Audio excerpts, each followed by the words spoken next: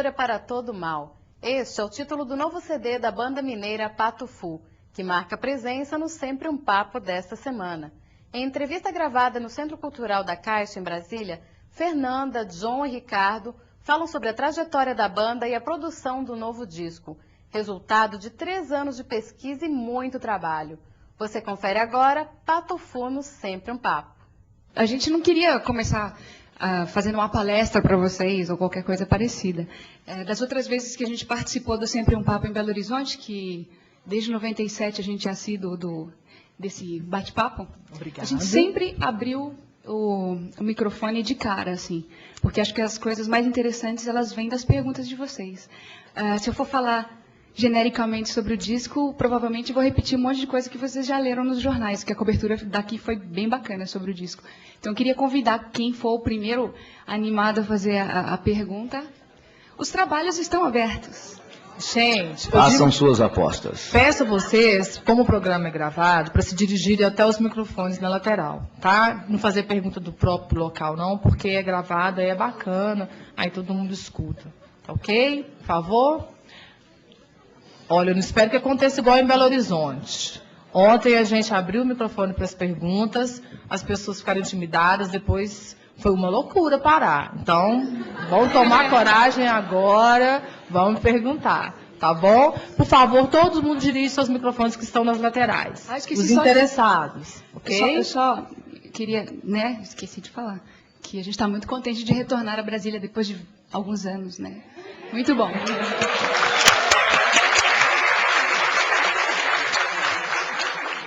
Bom, eu queria primeiro colocar assim que, Pato Fu, vocês, tem momentos bacanas na nossa vida, sabe?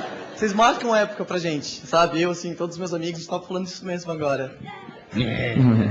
E eu queria saber o porquê do nome do CD, Toda Cura para Todo Mal. Assim, o que tem no CD, assim, pelo nome? Você vê que todo mundo olha pra mim com aquela cara de... É culpa da mente doentia do Jonildo. É um verso de uma das músicas, né? Da música La La La Iê Iê. E... Desculpa, né? Eu venho com esses nomes.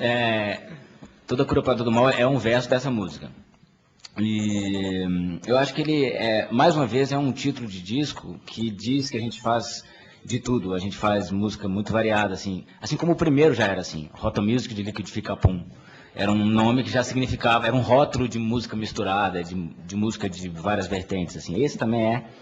Esse eu acho que esse nome tem uma piada interna nele, assim, que é o seguinte, ele parece um nome denso, assim, meio pomposo demais, assim, sério pra caramba. Só que o verso que segue esse verso dentro da música é Toda Cura para Todo Mal está no hipoglós metiolato São Rizal. Isso, eu acho que esses contrastes, assim, são a nossa especialidade. É o que a gente faz desde o primeiro disco. E a gente, na verdade, está se repetindo, fazendo esse nome aí, eu acho. Mas é bom, né? É bom, eu acho que é bom. Tá. Eu queria perguntar o seguinte, no Ruído Rosa, um CD que eu ouço incansavelmente, assim, porque eu sou apaixonado por todas as letras e canções, eu senti uma certa melancolia em certas músicas, assim. Eu queria saber se nesse novo CD tem alguma influência do Ruído Rosa. Inclusive, teve ruídos proporcionais que vocês colocaram, achei bem interessante. Eu queria saber se tem alguma influência ou um CD completamente diferente do anterior. Acho que todo disco é uma evolução do que a gente tem feito, assim. O Ruído Rosa também é um disco que a gente gosta muito. Acho que a gente gosta mais do que o disco ao vivo. O disco ao vivo, por mais que a gente tenha tentado fazer uma leitura criativa, né, das músicas, ele é uma revisão da obra e fica aquela vontade de colocar mais músicas novas. Só tem 4 ali no MTV ao vivo. E eu acho que esse intervalo que a gente teve entre o Ruído Rosa e o Toda Cura trouxe para a gente um pouco mais de entendimento, primeiro, da nossa forma de trabalho, já que a gente bancou a gravação no nosso estúdio, a gente aprendeu a se gravar, a se autoproduzir cada vez mais. E esses anos todos que se passaram fazem com que a gente tente melhorar como compositor, principalmente o John e o Ricardo, já que eu não tenho nenhuma composição nesse disco, mas todos nós assim colaboramos muito para que a obra toda ficasse completa com a aprovação de todos nós. Então, acho que assim, tem músicas no Ruído Rosa que talvez encontrem um par no Toda Cura, né? Acho que Agridoce faz um pouco de par com Ninguém. Talvez o faça par com Day After Day, né? De certa forma. Então, eu acho que ali... O Pato Fu, em todos os discos, tem uma evolução do tipo de trabalho que faz, mas a essência da banda continua, né? Eu espero que as pessoas gostem dessas novas coisinhas que a gente vem colocando ao longo dos anos. Oi, meu nome é Paulo. São duas perguntas bem específicas. Uma do contato do Pato Fu com o Clã, né, que é a banda portuguesa, que eu tive um contato bem recente, assim, ouvindo a música, aquela H2 Homem, que é do Arnaldo Antunes, cantada pela Manuela, que é muito boa. Eu perguntava, ninguém mais conhecia, ninguém ouvia falar do Clã. E aí a Manuela, com a voz linda na música de vocês, quer saber qual foi o contato. E a outra pergunta, assim, na parte das letras, eu queria saber se é viagem ou realmente as letras são todas críticas, bem sutis e irônicas, ou não são bobinhas como parecem. Assim. Acho que elas não parecem bobas não, cara.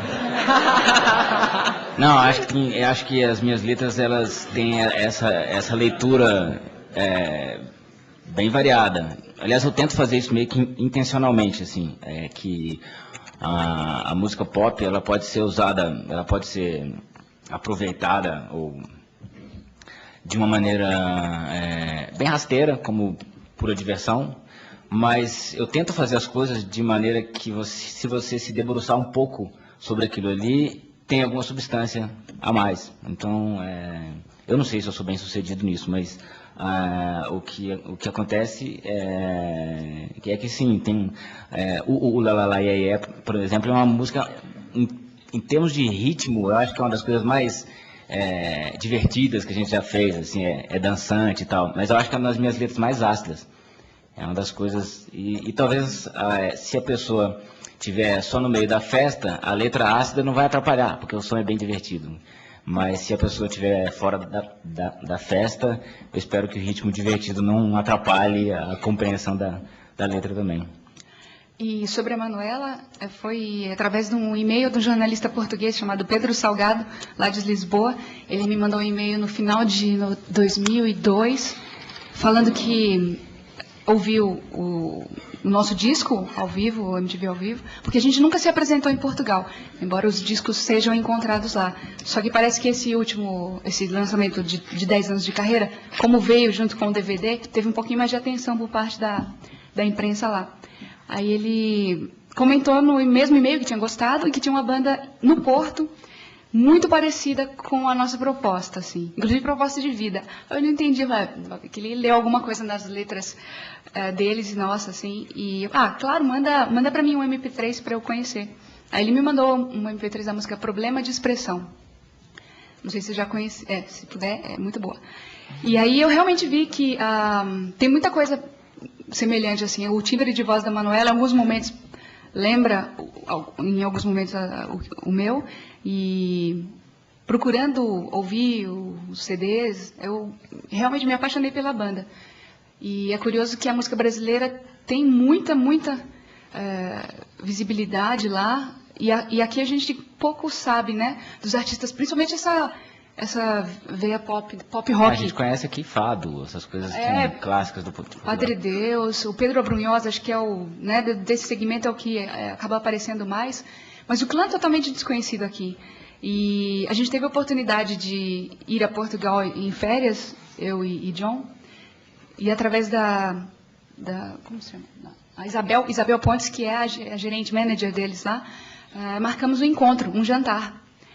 E aí, no encontro, a gente descobriu várias coisas. Realmente, a gente tinha uma afinidade pessoal, uma afinidade de vida. Depois que eu fui entender o que foi, qual era. Que a Manuela ela é casada com o Helder, que é o guitarrista e o principal compositor da banda. E eles têm um estúdio em casa, como a gente tem. E que no jantar, assim, estava em Portugal, tinha que beber vinho, claro. Aí a gente falou, vou beber só uma tacinha. Ela, eu também vou beber só uma tacinha. Mas por que você não está em férias? Não, porque eu estou esperando o neném. Aí ela, eu também. Eu falei, quantos meses? Eu estava com 2, ela, 3. Falei, muita coincidência. Aí, e os nomes, né? Se for menina, vai ser Nara. Falei, se for menina, vai ser Nina. Eu não acredito nisso, é muita coincidência. Então foi um jantar muito gostoso, a gente deixou os discos do Patofu com eles, e a gente ainda andou por Portugal por mais 10 dias. No final desses 10 dias, ela e Helder nos ligaram que queriam nos encontrar de novo, porque tinham gostado muito do Patofu, assim como a gente tinha gostado do Clã. E aí chamaram o John para fazer uma letra do disco Rosa Carne. E a gente tem um disco chamado Ruído Rosa. E o John fez a letra, então, da música Carrossel dos Esquisitos, que até tocou bastante lá em Portugal. E a gente, retribuindo a gentileza nessa troca de figurinhas, e porque realmente somos fãs da banda, convidamos a Manuela para gravar uma faixa do CD. E mais uma vez a internet ajudou, porque ela já tinha retomado a carreira dela lá em Portugal, fazendo vários shows, tudo, e a gente estava entrando em processo de construção desse nosso disco. A gente não teria a oportunidade de fazer shows juntos, nem o Patofu lá em Portugal, nem ela vir ao Brasil. Então, pela internet também foi o MP3 do Boa Noite Brasil para ela gostou muito da música, e gravou lá no Porto e mandou a voz dela só pra gente, e aí está registrado. E a gente espera que isso seja um começo dessa relação da música pop nova portuguesa com a música feita aqui no Brasil. Porque tem coisas muito boas lá e é meio que absurdo, né? Tá certo que não é tão fácil assim entender o português de Portugal cantado assim, né? A primeira audição assim. Mas como eles acolhem com tanto carinho a nossa música lá, acho totalmente possível e tem qualidade para vir aqui para o Brasil. O próximo passo é que as bandas façam shows juntas. Desse novo disco, qual foi a música que vocês... Qual a letra da música que vocês mais gostaram? Cada um tem uma, né? Talvez. Cara, essa é uma pergunta das mais difíceis. Eu não sei. É a minha resposta. Ô, Ricardo. Ajuda? Eu também não sei. Não, eu gosto das que me deram mais trabalho, as que são historinhas. Boa Noite Brasil e No Aeroporto. Elas são músicas de historinhas, assim, são meio cinematográficas. Tem um roteiro, tem começo, meio e fim. Elas são mais difíceis de fazer, porque não é tão difícil você escrever uma história, mas é difícil você adaptar ela dentro de uma música, com formato de música, assim, tal. E eu gosto dessas. Eu gosto de Agridoce, da letra da música, minha música preferida do disco. Duas questões sobre as letras. A primeira é sobre o aspecto lírico.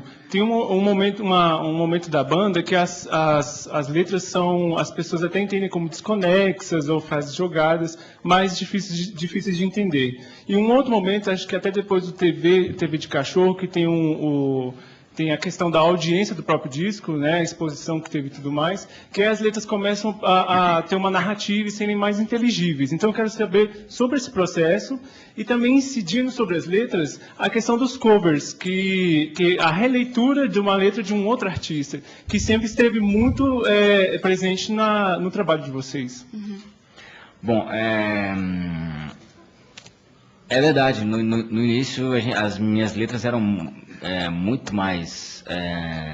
eu fazia de um modo mais automático, assim, porque, na verdade, a gente tem aquela agenda que eu vou anotando ideias, e eu simplesmente pegava todas as ideias e punha dentro de uma música, não me importava muito se aquilo não estava fazendo um sentido como a letra do início ao fim, era mais uma questão de... uma desculpa para ter uma música. E às vezes eram até bons versos, mas realmente eles não fazem o menor sentido junto, um do outro não fazem sentido, assim. Mas dentro de uma música fazem, porque música pop é isso mesmo, né? Você fala uma frase aqui, cada um vai achar que eu estou querendo dizer uma coisa diferente, por menos sentido original que tem. Só que depois eu fui percebendo que nenhum dos meus letristas favoritos era assim. Eu não gostava de mim. Se eu não fosse eu mesmo, eu não me admiraria como letrista. Isso fez algum sentido? Por exemplo, eu adoro Elvis Costello, Suzane Vega, aqui no Brasil, sei lá, Chico Buarque. São os caras que escrevem historinhas, assim. Eu falo, nossa, isso aí é muito bom. Aí eu comecei a tentar fazer isso também. E é parte da minha... evolução, assim. E isso aconteceu junto com uma evolução no som também. Eu acho que o som ficou mais inteligível também, e ao mesmo tempo as pessoas se acostumaram um pouco também com a nossa sonoridade e com as minhas letras. Qual que era a segunda pergunta? Fala um pouquinho aí, gasta um pouquinho a voz. Qual que era a segunda pergunta mesmo? Sobre as releituras. Covers. Eu acho que, bom, quando o Pato Fu começou, a gente tinha, eu lembro claramente, assim, o John tinha assistido um show do Mano Negra, e ele chegou muito impressionado na loja, que ele era dono e eu vendedor, me contando esse show. Cara, eu assisti um show de uma banda que eu não conhecia nada, não entendia nada que eles estavam cantando, praticamente quando eles cantavam em francês ou estavam cantando em espanhol, era uma banda que misturava, e o Mano Negra cantava em inglês, francês, espanhol, e ele chegou muito impressionado com o impacto do show. Performance. E daí pra frente a gente começou a procurar também levar essa performance pro show. Tanto que o primeiro show que eu fiz, eu rolei no chão, quebrei copo, fiz uma palhaçada, não me rendeu nada, não fomos chamados para tocar nessa festa de novo, mas eu tentei, né? E a gente procura fazer essas releituras principalmente por isso, para trazer no início, era isso, trazer para o show alguma coisa da memória de cada um. Vocês poderiam nunca ter assistido o Pato Fu, a gente entrava cantando Sítio do Capão Amarelo, todo mundo dá um sorriso. Por quê? Porque todo mundo lembra um pouco disso, está na memória, no subconsciente. Na época nem estava sendo exibido. Não estava sendo exibido nessa época. Então a gente, teoricamente, era isso, basicamente era isso, procurar trazer para o show alguma coisa que puxasse da memória das pessoas, aquele momento que o show começasse a ficar chato, porque eu não conheço a banda é estranha, vem que vem, Mabel, beleza, todo mundo dança, e a coisa rolava suave. Eu acho que a princípio era isso. É que o cover, muitas vezes, ele é o truque sujo, né? Tipo, você bota um cover no meio do show, fica todo mundo feliz, todo mundo conhece a música e tal. Mas a gente tentava fazer esse truque sujo mais limpinho um pouquinho. A gente fazia um arranjo muito absurdo de uma música, tipo do Sítio do Capão Amarelo. A escolha já era absurda. Ou seja, a gente não estaria... Aquilo ali era início dos anos 90. As bandas covers estavam tocando, sei lá, Paralamas. Isso é o cover clássico, assim. Você toca aquilo que é sucesso no momento para ver se o seu show fica mais animado um pouco. Toca na rádio, né? Eu acho isso uma fria. Você faz isso, na mesma hora o grau de identidade que a sua banda tem só cai, assim, porque as pessoas começam a não identificar mais o som da sua banda. É um cover do Paralamas, um cover de seja lá quem for. E a gente usava esses covers de músicas que ninguém esperaria, e isso ficava legal, ficava divertido, a gente punha nos discos também. É mais uma solução de show que a gente tinha que acabava indo pro disco. Nesse disco não tem realmente nenhuma regravação, mas, por outro lado, há vários projetos saindo com releituras nossas, assim, não, né? O mais recente, acho que acaba de sair é a trilha do filme A Pessoa é para o que Nasce, do Roberto Berliner, que conta a história das 3 irmãs cegas lá de Campina Grande, que é um filme, não sei se está passando aqui, tá? Já? Vai entrar, né? Em breve. Excelente. Já passou? Se voltar, então, ou se sair em DVD, eu recomendo assistir, porque é bem, bem legal. E, então tem um CD que são as músicas cantadas por elas e outras que são as músicas delas por outros artistas.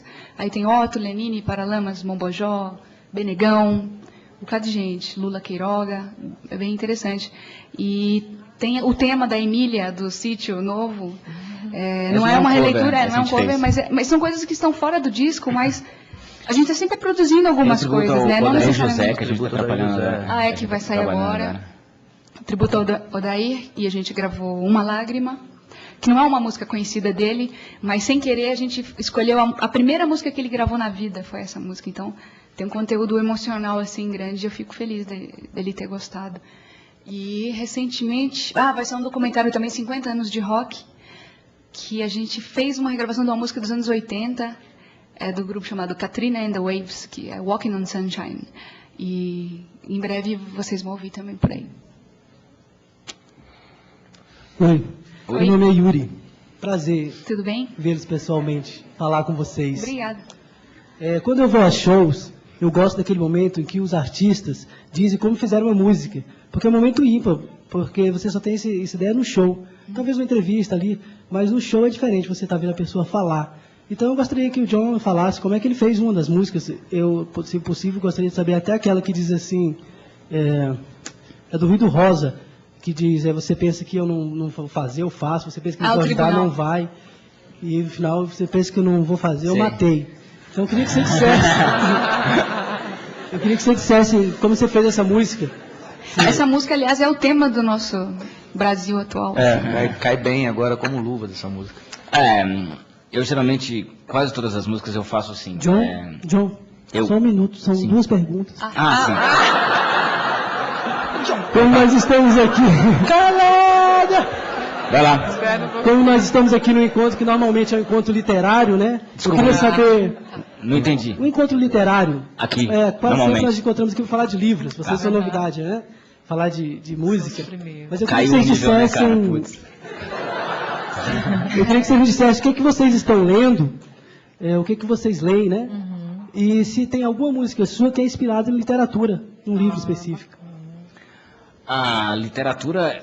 Vou responder a segunda primeiro. A literatura, eu acho que ela às vezes você até pode ter uma influência específica de um livro, né, que te influenciou, mas ela eu acho que ela é muito maior do que isso. Leitura é um negócio que faz parte de você mesmo. Cada livro que você lê é como se você estivesse comendo aquele. Para mim é assim.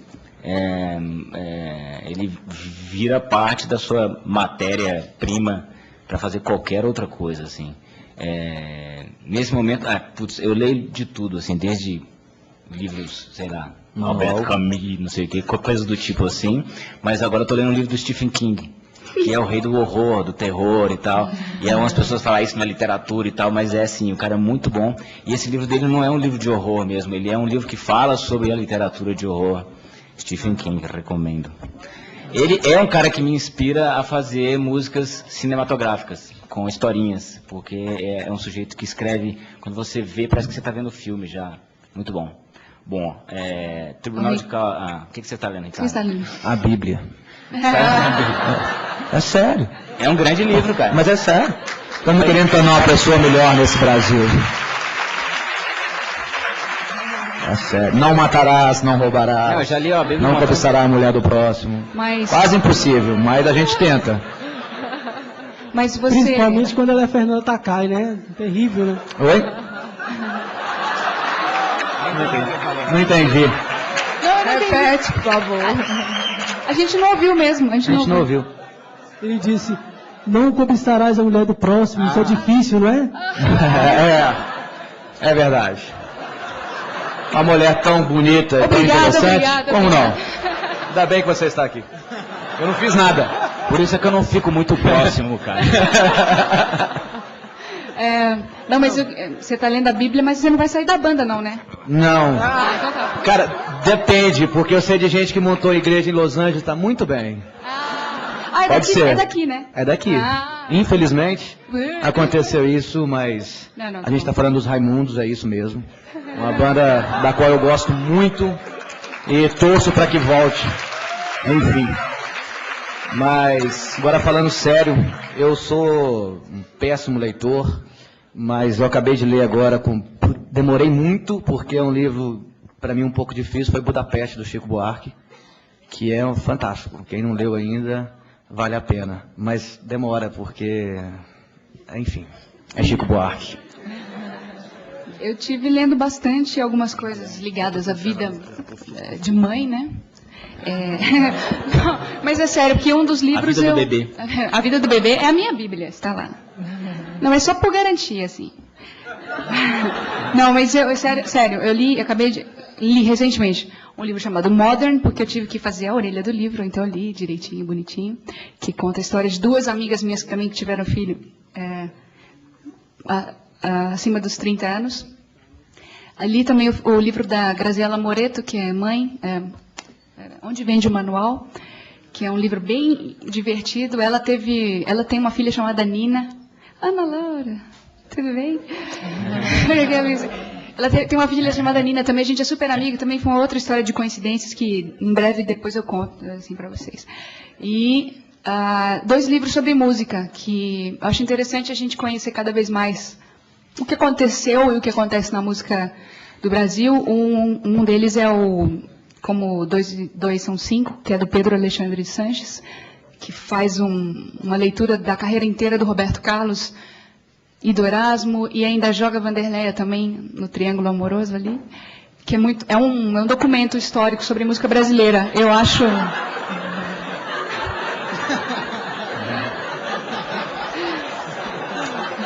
É uma leitura recomendada para quem gosta de música, para quem quer escrever sobre música. Acho que o Pedro escreve super bem.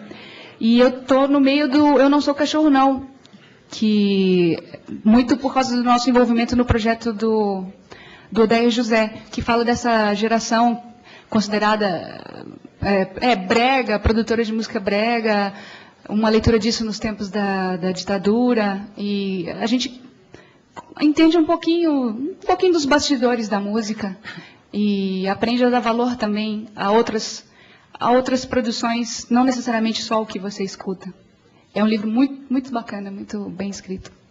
Eu só queria, antes do John responder outra pergunta, falar para vocês que o Sempre um Papo não é só literatura. Tudo bem que a gente faz literatura, mas a gente quer trazer para vocês tudo de bom, tanto da música quanto do cinema. E o Pato Fu é nossa estreia aqui em Brasília, dançando CD, falando de música, de toda a sua trajetória. Mas é porque eles são novatos.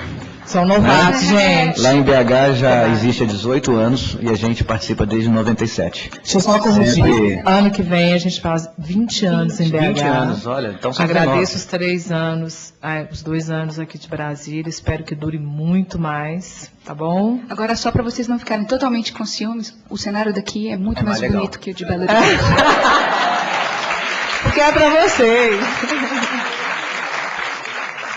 Cadê o Yuri que fez a pergunta do... Já sentou. Cadê a Fugiu? Ali, ó. Cadê? Surgiu ali.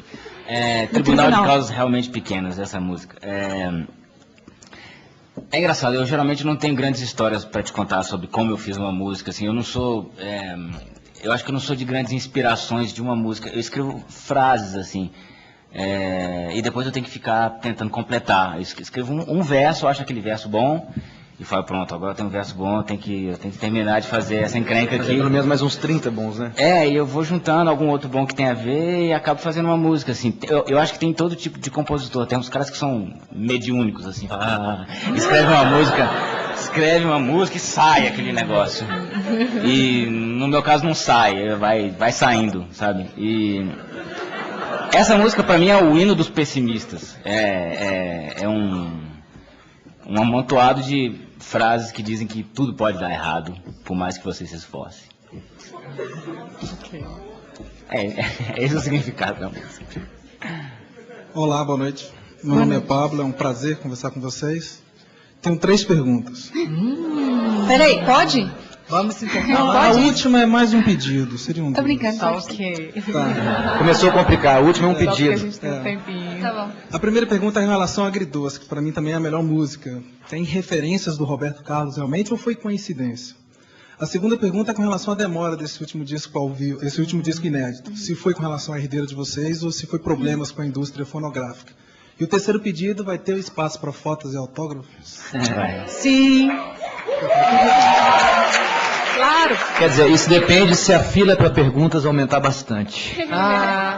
Bem que a gente não pode, que a gente tem que exibir alguns clipes. Agridoce, sim, ela é totalmente, intencionalmente Roberto e Erasmo. Eu fiz ela pensando no tema, na melodia, na divisão, aquela coisa de você canta um verso, toca um pouquinho, canta o outro verso. É um clima meio Estrada de Santos, meio, sei lá. E é engraçado porque eu vejo muita gente dizendo que ama Roberto e Erasmo dessa época, mas eu não vejo isso muito no som, assim. As bandas das pessoas que falam que isso é bacana não colocam muito isso como influência audível no som. Bom, já que ninguém colocou, a gente coloca.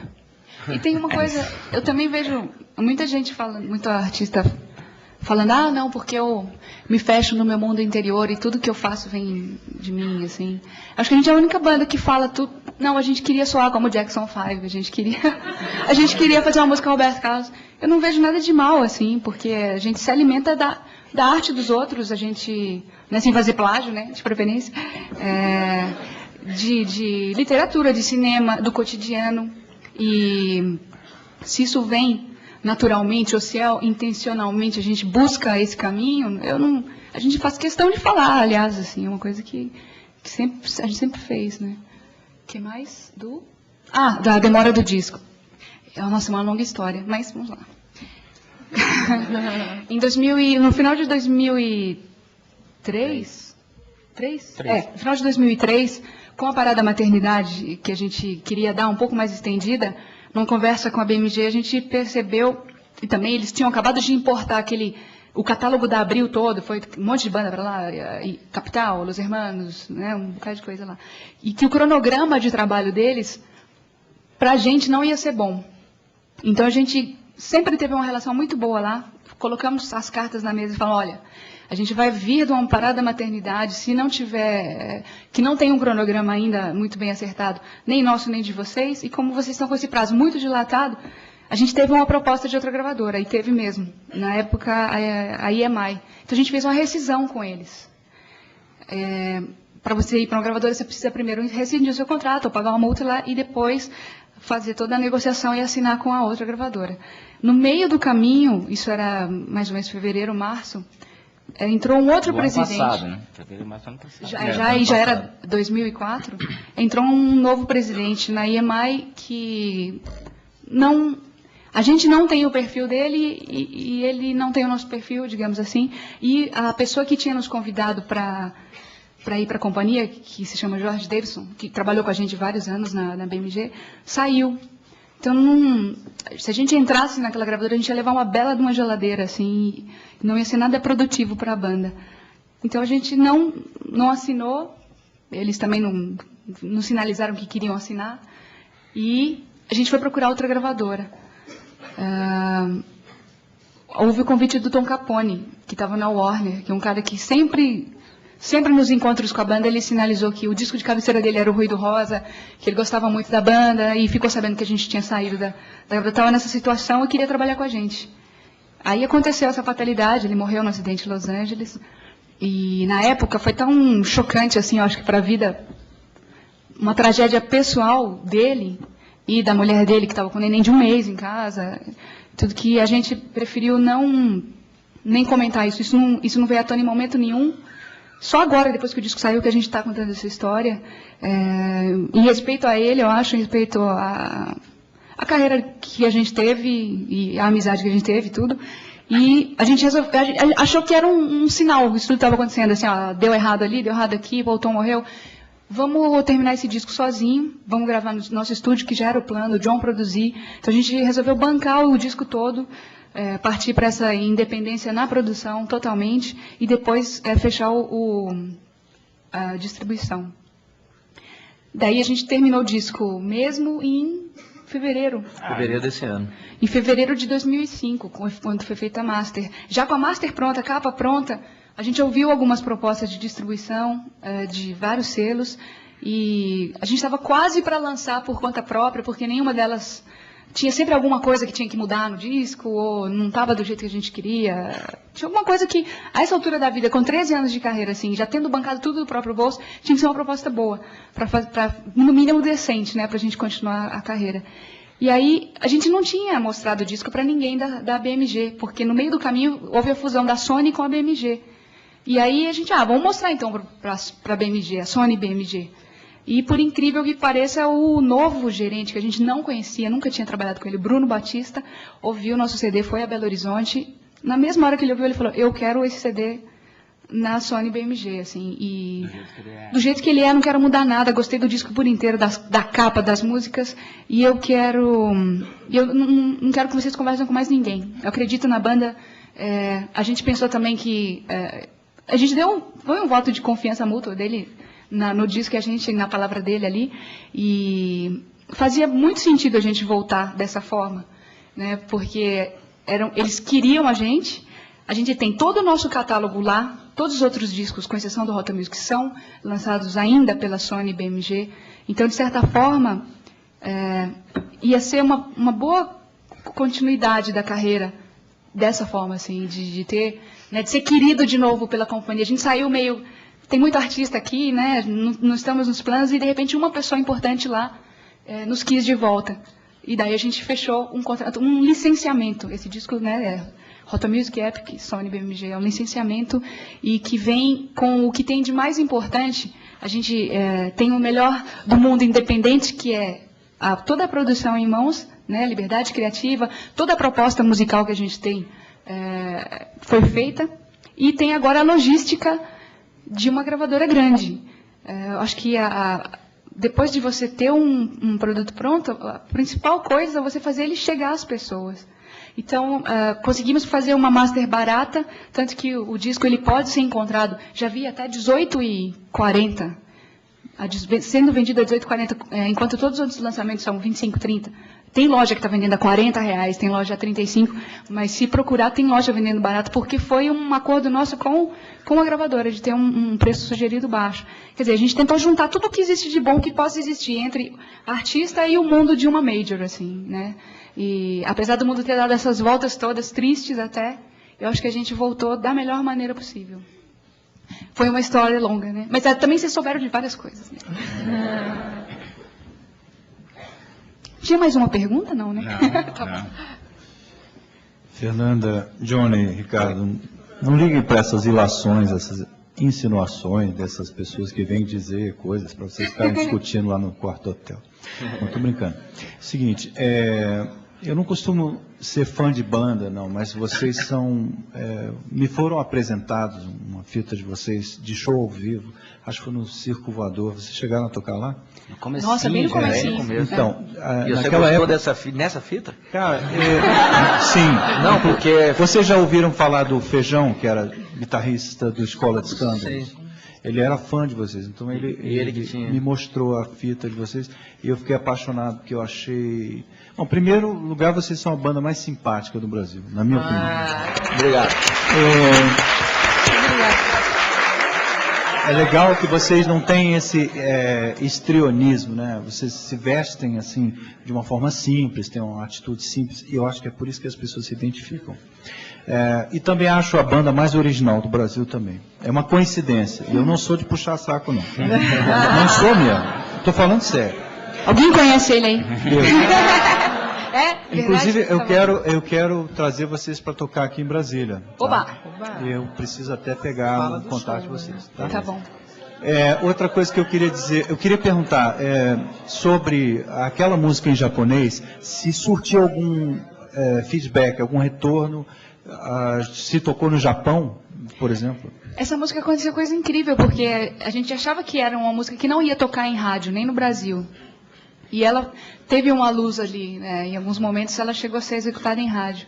E ela foi muito sucesso na Itália. Não me pergunte porque não tenho a mínima ideia. A gente vendeu quase 30 mil singles. Minha sugestão é que vocês gravem uma música em italiano, talvez faça sucesso no Japão. Mas já tem em italiano, mas não colou não. Não, mas no Japão aconteceu uma coisa bizarra, que foi lançado o single na Itália, mesma gravadora, né? BMG Brasil, BMG Itália, BMG Japão. E eles lançaram no Japão o single de depois. E não lançaram do Made in Japan. Então eu fiquei bem esquisito isso. Essa só última pergunta. A citação da música, eu acho que tinha na trilha do Muppet Show. Muppet Show, É do Muppet Show, né? Mas como é a citação, vocês tiveram que pagar direito autoral? Não, tudo autorizado. Até muita gente... Essa música é um... Pra quem não sabe, é o Maná. Fiz um duo com a Fernanda Takai. E a gente falou que não ia dar nem uma palhinha, cara. Não. Você conseguiu. Bom, você trabalha naquele canais de venda, não, cara?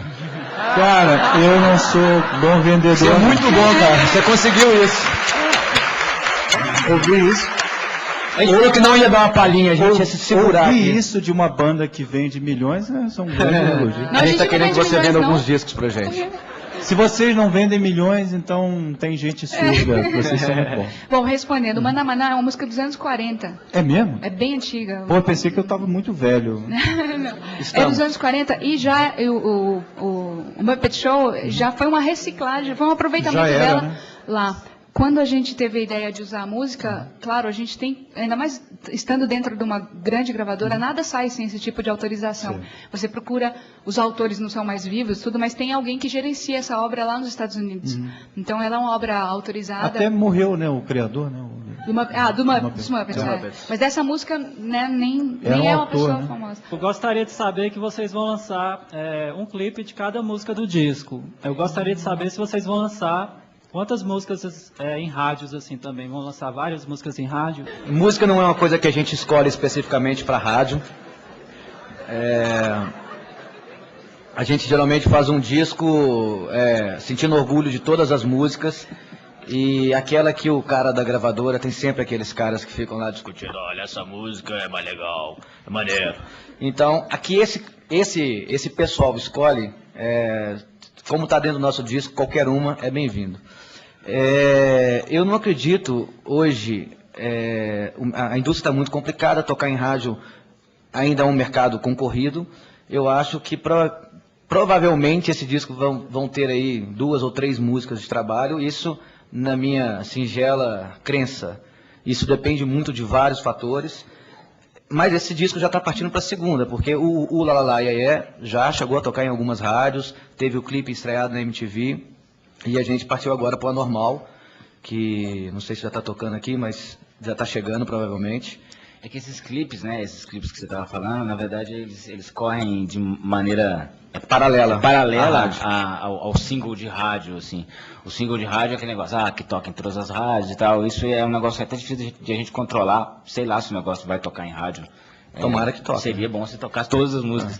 Mas a gente sabe que isso não acontece, e aqui, não só no Brasil, como em todos os lugares, a figura do álbum, né, aquele disco que você sabe as músicas todas, isso está ficando cada vez menos importante. As pessoas estão se acostumando com o disco prata, aquele CDR, assim, que tem um monte de música de um monte de banda.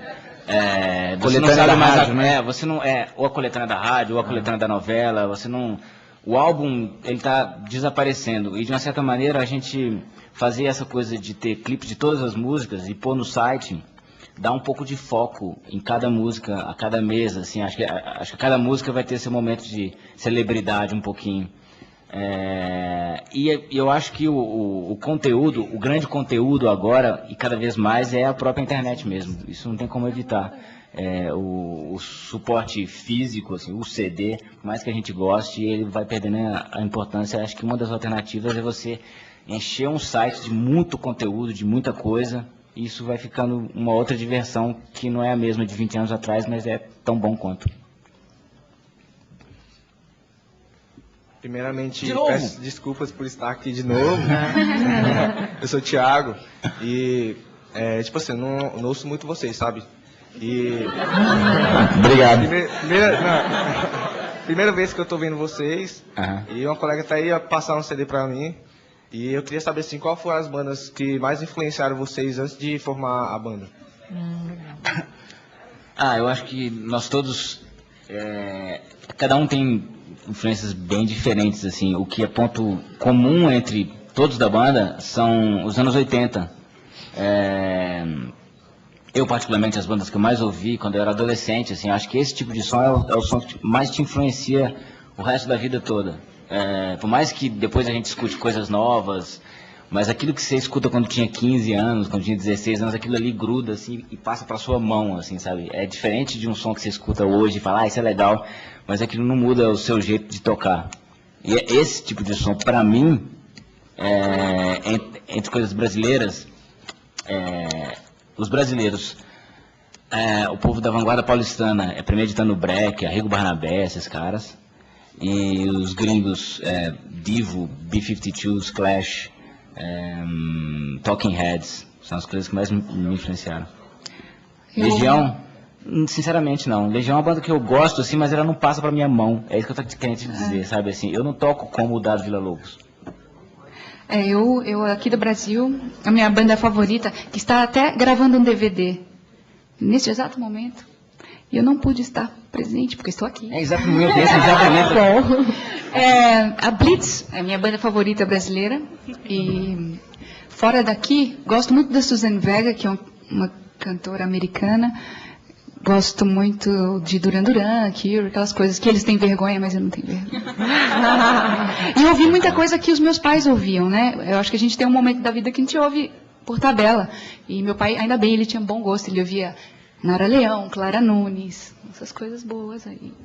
Gilberto Gil. Bom, sobrou pra mim... Fala aí, Elvis Presley. Elvis, claro.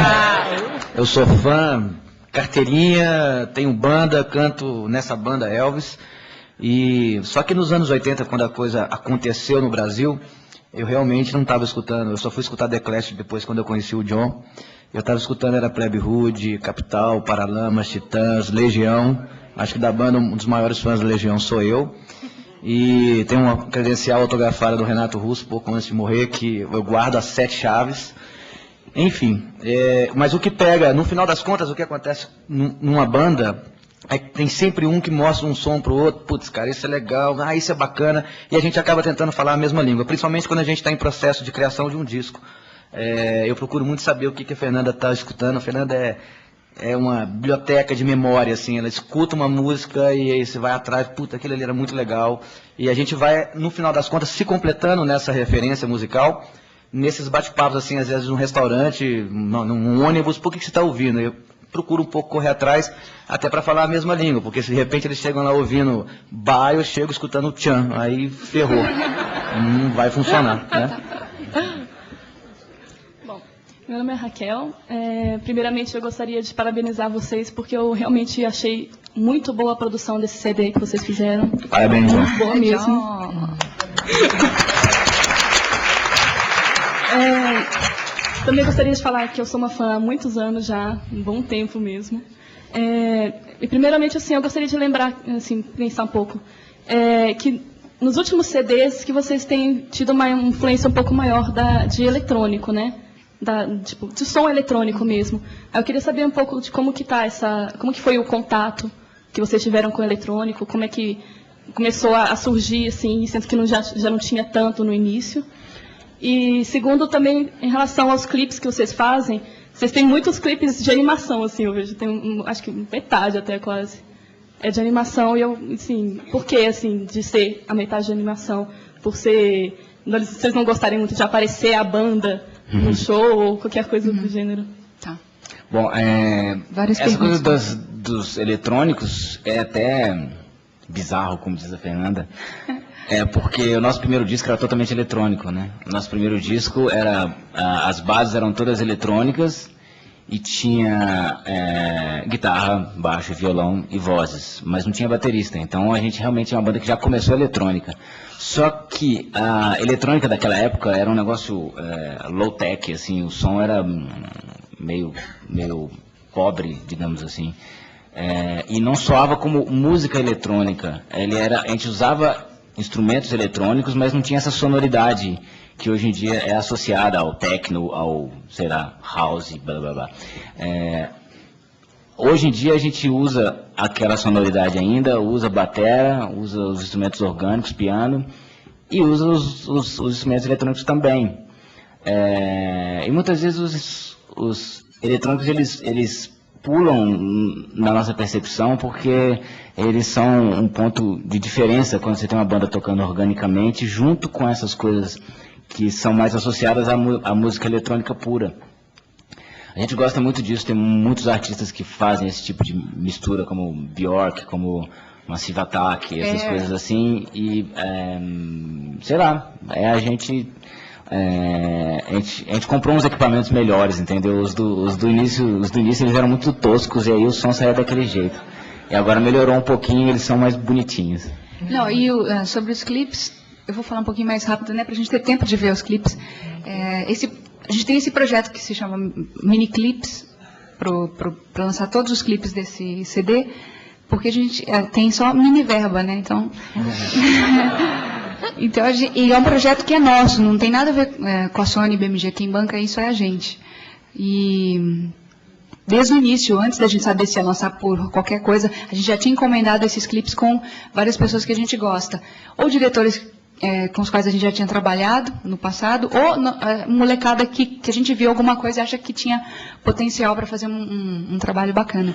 Então nós temos 7 clipes prontos, E tem boa parte dele feita em animação, eu acredito que como a gente fez o disco em casa, tendo um computador bom e muito trabalho em frente ao computador, tem muita gente hoje que produz muita coisa em casa sozinho, num computador, com uma DV, captando algumas coisas, fazendo stop motion, ou mesmo a pessoa que domina o traço, ou colagem, sei lá o quê, e monta um clipe legal, sozinho, e com uma verba que a gente pode dar. E o mais interessante do projeto, além de viabilizar isso, da gente ter imagens que contem a história da música, ou contem outra história, mas tem algo a mais, é que a gente não fez nenhum pedido em especial para nenhum diretor. Eles estavam livres para fazer o clipe do jeito que fosse, na técnica que fosse, e não tinha nenhuma censura da nossa parte, e o resultado tem sido incrível, assim, a gente tem gostado muito do que viu, e não é à toa que as pessoas que a gente chamou se identificam também com a nossa música. Então, acho que, no fim, teve uma convergência de quereres, assim, deles trabalharem com a gente com eles outra vez, mesmo sem poder pagar o que eles talvez merecessem, né? Mas vocês vão ver daqui a pouco. Então, 7 clipes. E até o final do ano a gente pretende lançar todos num DVD que vai conter, além dos clipes, algumas cenas de bastidores da turnê, que começa dia 3 agora em Belo Horizonte, e também algumas cenas de making-off do disco, que a gente documentou, gravou lá em casa enquanto fazia o disco. Queria perguntar como é que surgiu a ideia de participar da música Adeus Sofia, do Dance of Days. Eu me comunicava com o Fábio Altro, o pessoal chama mais de Nenê, né? O Nenê Altro, por e-mail. Ele sempre me escrevia, falava, eu toco na banda, Dance of Days, não é nem o tipo de som, não é parecido com o que a gente faz, mas gosto muito do jeito que vocês levam a carreira. E me mandava o material deles, me mandava o zine dele, o Antimídia lá. Eu comecei a entender um pouco também como eles faziam e me lembrou muito o nosso início e também até hoje. Eles não ficam parados, eles fazem tudo com as próprias mãos, fazem a camiseta, né, o cara, ele mesmo que redige o zine, distribui, ele que vende o ingresso. Uma banda muito produtiva, muito ativa. E ficamos amigos, internautas, assim. Aí ele me chamou para gravar, eu estava esperando a Nina ainda, né? Acho que sim. E aí eu falei, olha, tô grávida, eu acabei de parar uma turnê aos 7 meses, estava com barrigão, e eu vou ficar mais em casa. Se tiver jeito de eu gravar em casa, você me manda o CD. Isso, ele tinha me convidado antes da Nina nascer. Aí demorou para ele me mandar a música. A Nina nasceu, e com a Nina pequenininha, aos 6 meses, mais ou menos, a gente começou a fazer uns shows aqui e ali. Um deles foi em Diadema. Ele deixou o CD e ele deixou o CD lá com a gente no camarim. Aí eu ouvi a música, falei, bacana, gostei da música, tive uma ideia para uns vocais, vou gravar. Eu gravei em casa e mandei para ele, via internet. E eu gosto muito desse tipo de coisa, assim, quando existe uma empatia mesmo. Não gosto muito de participações nos discos por participar. Quando me convidam e eu aceito, é porque tem alguma coisa, alguma empatia mesmo, ou eu gosto muito do tipo de som. E no caso deles, é uma banda que eu admiro bastante, e acho que eles merecem todo esse sucesso que eles têm ainda no mundo underground, assim, mas que vem crescendo a cada dia. Eu sou Haroldo. Fernando, a gente é conterrâneo. Amapá? Sim. Então, olha, em 87 eu saí de Macapá, fui a Santana, peguei o trem e fui à Serra. Aí, do navio. Exato. Aí eu queria que você falasse um pouco desse teu período lá, porque é incrível, você é o único amapaense que bate no peito e fala, eu sou da Amapá. Que isso? Não, a gente costuma dizer que era a única amapaense que conhece, que existe. Agora a gente sabe que não.